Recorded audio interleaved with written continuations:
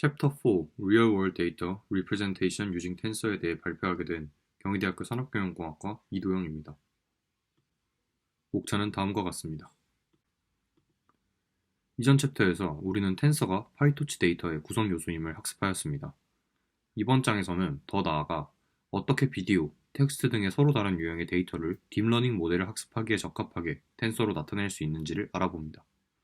이후에 데이터를 로드하고 로드된 로우 데이터가 우리가 해결하고자 하는 문제에 완벽하게 적합하지 않기 때문에 이를 조작하는 방법에 대해서도 학습할 것입니다.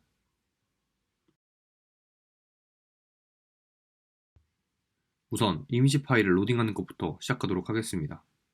이미지는 여러 다른 파일 유형을 가지고 있지만 이미지오 모듈은 균일한 API로 다양한 데이터 유형을 처리할 수 있기 때문에 해당 모듈을 통해 PNG 데이터를 로드하도록 하겠습니다. 이미지를 로드한 후 shape 함수를 통한 출력값을 보면 height, wide, 채널이 차례로 출력됨을 알 수 있습니다. 다만 이때 주의할 점은 파이토치 모듈은 이미지를 다루는 과정에 있어서 채널, height, wide 순으로 데이터를 요구하기 때문에 차원의 레이아웃을 신경 써주어야 합니다. 앞에서 언급한 대로 차원의 레이아웃을 수정하는 데 있어 텐서의 permute 메소드를 사용할 수 있습니다. 인풋 텐서로 h, w, c 값이 주어지면 다음과 같이 c, h, w로 해당 레이아웃을 바꿀 수 있습니다. 이때 out 변수는 img 변수와 동일한 스토리지를 가지며 텐서의 사이즈와 스트라이드 정보만을 가집니다. 따라서 편리하지만 img의 픽셀이 바뀌면 out 변수 또한 바뀌게 됩니다. 지금까지 단일 이미지를 가지고 설명해 왔는데 뉴럴 네트워크의 인풋 데이터로 사용하기 위해 멀티플 이미지를 만들기 위해 배치를 첫 번째 차원에 저장함으로써 N, C, H, W 형태로 구성합니다. 이는 배치가 높이 256픽셀과 너비 256픽셀의 RGB 이미지 3개로 구성되어 있음을 알 수 있습니다. 각 색상은 8비트 인티저로 나타내질 것임을 유추할 수 있습니다.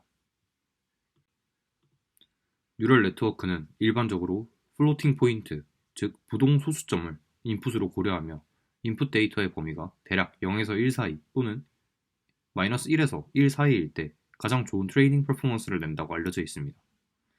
따라서 저희는 텐서를 부동 소수점으로 캐스팅하고 픽셀의 값을 노멀라이즈 하고자 합니다. 이때 부동 소수점으로 캐스팅하는 것은 쉽지만 정교화는 범위를 어떻게 정하느냐에 따라 달라지기 때문에 더욱 까다롭습니다. 노멀라이즈를 하는 첫 번째 방법은 픽셀의 값을 255로 나누는 것입니다. 또 다른 방법은 인풋 데이터의 평균과 표준 편차를 계산해 각 채널마다 평균이 0이고 단위 표준 편차를 가지도록 스케일링을 하는 것입니다.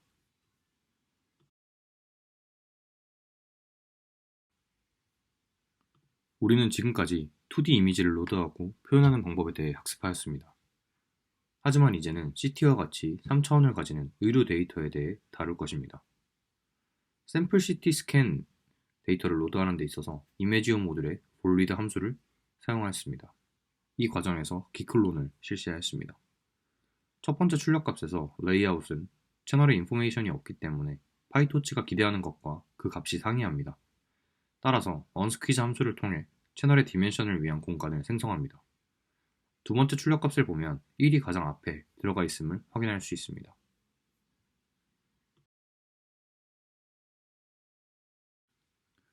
태뷸럴 데이터를 나타내기 위해 우리가 첫 번째로 해야 할 일은 이질적인 리얼월드 데이터를 부동소수점으로 인코딩함으로써 뉴럴 네트워크에 사용할 수 있게끔 하는 것입니다.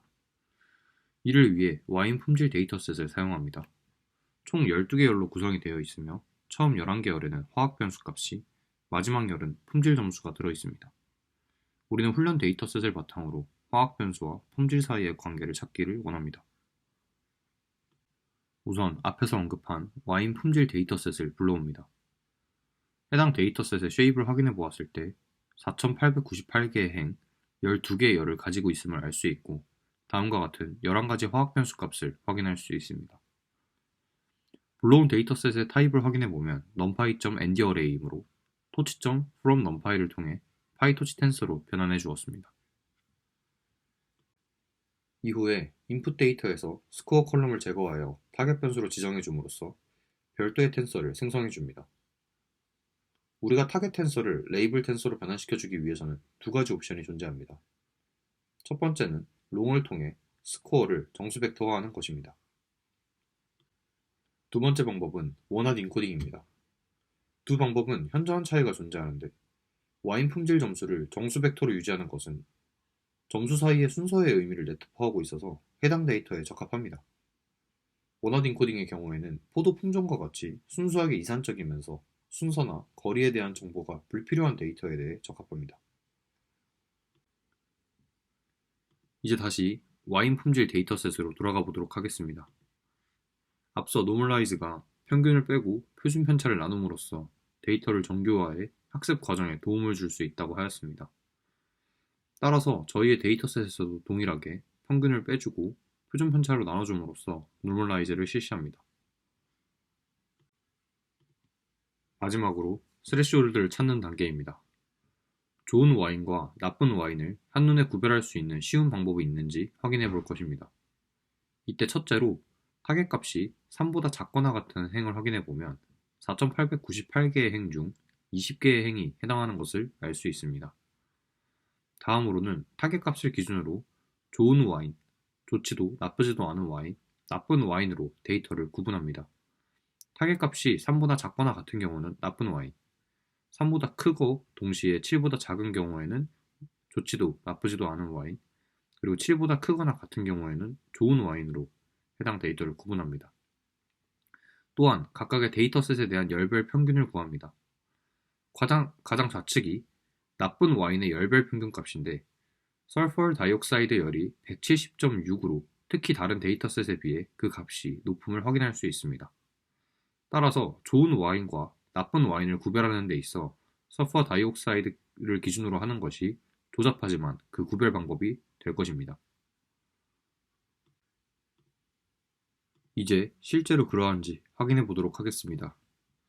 좋지도 나쁘지도 않은 y, 즉 타겟값이 3보다 크며 7보다 작은 범위의 데이터들의 서퍼 다이옥사이드 열의 평균값은 141.83이었습니다.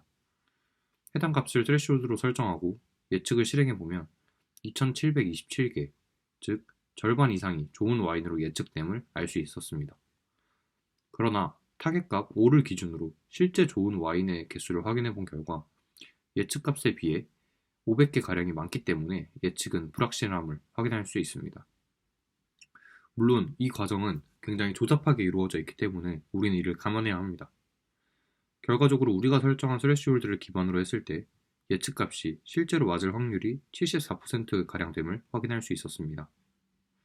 다만 우리는 처음부터 데이터셋의 개별 변수가 타겟값과 관계가 있음을 알고 있었고 실제 관계는 그보다 복잡하기 때문에 이러한 점을 앞으로의 교재 내용을 바탕으로 개선해 나갈 수 있는 방법을 학습하여야 할 것입니다.